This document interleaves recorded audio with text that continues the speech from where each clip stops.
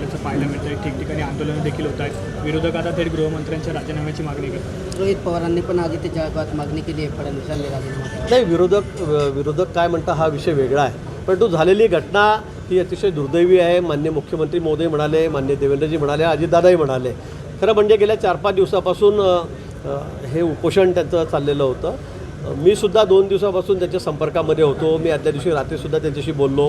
मी त्यांना म्हटलं मी आपल्याकडे येतो, कारण 5 दिवसामध्ये त्यांची तब्येत खूप खराब होत चाललेली होती. त्यांचा किडनीचाही त्यांना त्रास आहे, बाकी डिसीज त्यांना आहेत. त्यामुळे डॉक्टरांनी सांगितलं होतं की बाबा 1-2 दिवस जर उपोषण चाललं तर त्यांचा जीवाला धोका होऊ शकतो. आणि म्हणून माननीय मुख्यमंत्री महोदय जवळपास 20 मिनिट त्यांच्याशी फोनवर त्या दिवशी बोलले होते. 2 दिवस आधी बोललेले होते. मी सुद्धा आदल्या दिवशी रात्री बोललेलो होतो. म्हटलं मी येतो, आपण इथे येऊन चर्चा करू, मुख्यमंत्री उपमुख्यमंत्री महोदयांना भेटू. पण त्याच्यामध्ये म्हणजे खरं ते होऊ शकलं नाही दुर्दैवाने. आणि सकाळी ज्यावेळेला पोलीस मग ॲम्ब्युलन्स घेऊन गेले की बाबा तुम्हाला ॲडमिट करावं लागेल, नाही तर तुमच्या जीवाला धोका आहे, असं असताना ते गावकरी त्या ठिकाणचे आहेत, ते बाजूचे शेजारच्या गावातले लोक होते, त्यांनी त्याला विरोध केला आणि त्यातून पोलिसांवर काही दगडफेक बाटल्याफेक त्या ठिकाणी झाली. पोलीसही काही त्या ठिकाणी आमचे जखमी झालेले आहेत. पण त्यातून जनतेचा रोष एवढा वाढला होता की ते आवरणं कठीण झालं होतं आणि म्हणून पोलिसांनी लाठीमार केला. पण तो इतका बेछूट केला की त्याचं समर्थन कोणी करू शकणार नाही. आणि म्हणून त्याच्या चौकशीचे आदेश माननीय मुख्यमंत्री महोदय, माननीय देवेंद्रजी यांनी तात्काळ त्या ठिकाणी दिलेले आहेत. जे दोषी असतील त्यांच्यावर कारवाई करणार आहे.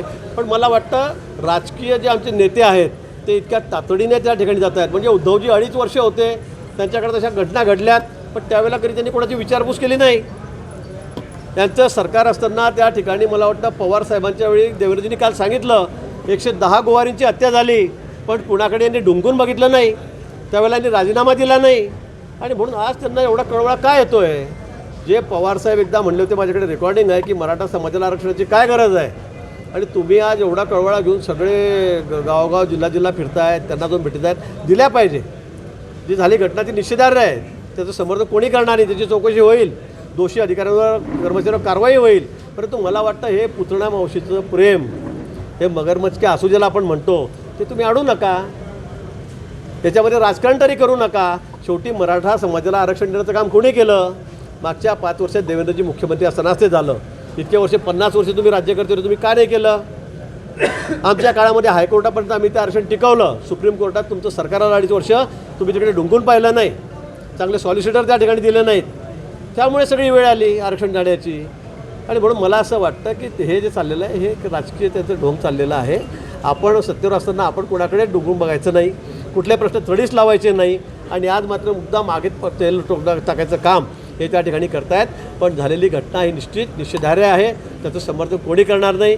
या घटनेची चौकशी होईल आणि दोषींवर कारवाई होईल. हो, एक आरोप आहे या कार्यक्रमामध्ये बाधा येऊ नये म्हणूनच या आंदोलकांवर लाठीचार्ज करण्याचे आदेश देण्यात आले असं नाही. मला वाटतं मी स्वतः त्या गोष्टीचा साक्षीदार आहे. मी स्वतः तिथल्या सगळ्या कार्यकर्त्यांशी बोललेलो होतो आदल्या दिवशी. कलेक्टरना त्या ठिकाणी पाठवलं, SP त्या ठिकाणी होते, जे उपोषण करते त्यांच्याशी मी बोललो. आणि आमचं म्हणणं होतं की बाबा 5 दिवस झाले तुमची तब्येत खूप खराब आहे आणि खरं त्यांनी पाणी घेतलेलं नव्हतं, त्यामुळे त्यांच्या जीवाचं काही बरवाईट उठलं 1-2 दिवसामध्ये. ती वस्तुस्थिती आहे. आणि म्हणून मला असं वाटतं की त्याच्या जीवाची काळजी शासनाला आहे. एखादा कार्यकर्ता, एखादा माणूस त्याचे उपोषण करतो आहे एखाद्या राष्ट्र गोष्टीसाठी आणि त्याचा जीव जातो आहे, मला वाटतं हे शासनाच्या दृष्टीने काही शोभनीय नव्हतं. आणि म्हणून आमचा 3 दिवसांचा आग्रह हाच चालला होता की त्यांनी उपोषण सोडावं, चर्चा करावी आणि त्यातून आपण काहीतरी मार्ग काढू. शेवटी हे शासन आहे की जे आरक्षणाच्या बाजूने उभं राहिलं. आरक्षण त्यांनी आणलं, देवेंद्रजींनी त्यावेळेला ते आणलेलं होतं मुख्यमंत्री असताना, आणि ते टिकवलंही होतं. पण तो दुर्दैवाने परवाचा विषय असा झाला की मलाही त्या ठिकाणी सकाळी मी त्यांना म्हटलं मी येतो, पण ते म्हणे आधी हातामध्ये आमचे कागद द्या, मला आमच्या मागण्या मंजूर करा, आणि ते शक्य नव्हतं.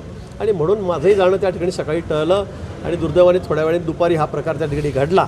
आणि म्हणून मला असं वाटतं की जालन्याला सरकार आपल्या दारी होणार होतं, इकडे होणार होतं, हा विषय वेगळा आहे.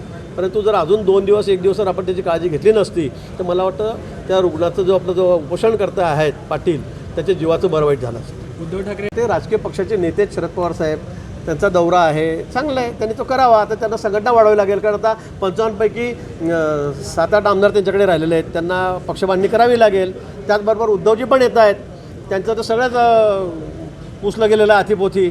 त्याच्यामुळे त्यांनाही आता संघटना उभी करावी लागेल. त्यांचा पक्षही गेला आहे, त्यांचं चिन्हही गेलं आहे, त्यांचे आमदारही गेले आणि त्यांचे खासदारही गेले. त्यामुळे आता त्यांना हे त्यांचं कर्तव्यच आहे, त्यांना आता विचारायला त्यांना पक्ष टिकवायचा आहे.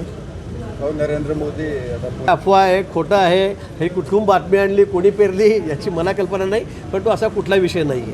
धन्यवाद. तुम्ही कारवाई करण्याचं आश्वासन देतात का, हमी देतात? तर निश्चित ते मुख्यमंत्री महोदयाने दिलेलं आहे, माननीय गृहमंत्र्यांनी दिलेलं आहे, मी देऊन उपयोग नाही.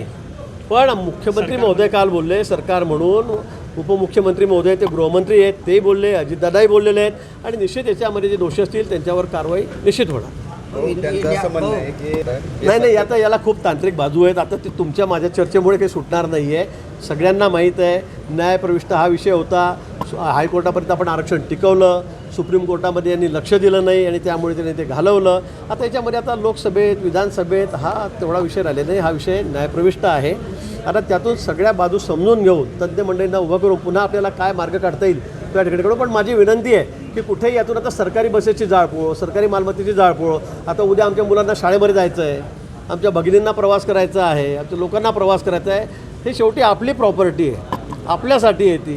आणि म्हणून मला वाटतं की कोणी सरकारी प्रॉपर्टीचं नुकसान करू नये, कुठेही कोणाच्या जीविताला धोका होईल असं वर्तन कोणी या ठिकाणी करू नये अशी आमची सर्वांना विनंती आहे. पद्धतीला धावून आले ते पोलीस आता वरतून आदेश असल्याशिवाय असं करूच शकत नाही. उद्धवजींना म्हणून आपण काय केलं? 2.5 वर्षाच्या काळात आपण घराच्या बाहेर पाऊल ठेवलं का? लोक मरत असताना तुम्ही काय बघायची भूमिका घेतली? हां अहो त्यांच्या बॅगा 600 रुपयाची बॅग 6,000 खरेदीमध्ये करण्याचं काम कोणी केलं? उद्धवजी आपण केलं. म्हणजे 10 पट किमतीमध्ये ज्या डेड बॉड्या वाहून न्यायच्या पिशव्या आहेत, बॅग आहेत, त्याच्यामध्ये तुम्ही एवढं कमिशन खाल्लं आणि तुम्ही कशाला आता एवढा कळवळा दाखवताय? आपण मुख्यमंत्री असताना एक दिवस कुठे गेला का कुणाकडे? इतक्या घटना घडल्या कधी कोणाकडे ढुंकून पाहिलं का? आणि आज कशाला एवढा आव्हानतायत? आता त्यांचं काही राहिलेलंच नाही. आता काहीतरी उभं करायचं आणि दाखवायचा प्रयत्न ते केवळ एवढा प्रयत्न करतायत मला असं वाटतं यातून. साहेब तुम्ही लाठीचार्ज घटनेचा निषेध जातीवर त्यावर उत्तर देताना एकनाथ खडसेंनी म्हटलंय की सत्ताधारी जे पक्ष आहेत त्यांच्या पायाखालची वाळू सरकली आहे, त्याच्यामुळे ते अशा पद्धतीने सर्व एकत्र येऊन टीका करतायत. पण टीकेमध्ये पण त्यांचं साम्य दिसत नाही, एक वाक्यात दिसत नाही. ते खडसे मोठे नेते आहेत राज्याचे, देशाचे, त्यामुळे आता ते काय म्हणणे मी काय ऐकलेलं नाही. पण आता खडसेबद्दल मी काय बोलावं? वाढदिवस आहे त्यांचा आज. वा, त्यांना शुभेच्छा, बोर्ड गिटे लागले दिसत आहेत मला त्यांचे. चांगलं आहे, त्यांच्या वाढदिवसाला आमच्या शुभेच्छा आहेत. निरोगी आयुष्य त्यांना लाभो, चांगलं काम राज्यामध्ये त्यांच्या हातून अजून चांगलं हो.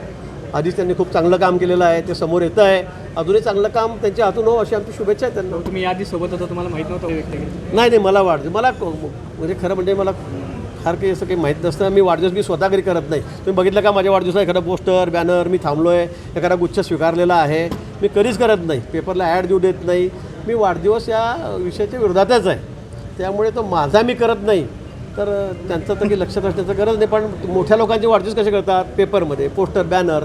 तसं मी त्याचे पोस्टर बॅनर बघितले, कारण ते मोठे नेते आहेत राज्यातले. शरद पवारांचा दौरा आहे 5 तारखेला.